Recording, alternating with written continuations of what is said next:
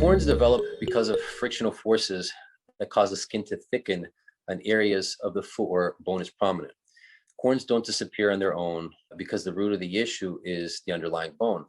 Surgery is the only option to address the prominent bone, but of course, this is not necessary in most cases. Corns can be managed conservatively. I don't recommend using the over-the-counter corn removers because oftentimes those pads just kill or they burn the healthy skin and they could create painful blisters and ulcerations.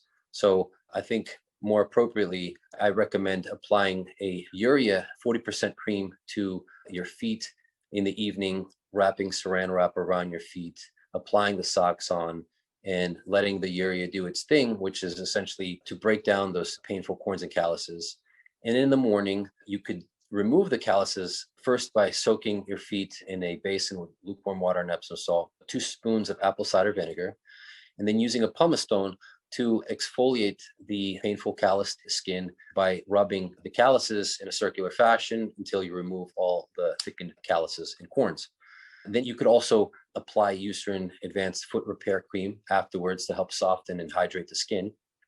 And to prevent the formation of calluses, you could use these silicone gel pads, particularly if you have corns on the toes that are a result of hammer toe deformities. You could wear wider shoes with wide toe boxes to give your toes a little bit more wiggle room.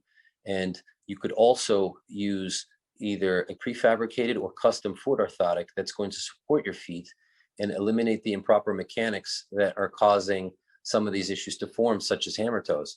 So typically, a lot of people have corns and calluses on the top of their toes where they have the hammer toe formation. The hammer toes happen because of collapsing of the arch. So if you could wear a custom orthotic that could minimize the improper mechanics, you won't develop the hammer toe and you won't develop the painful corn and callus.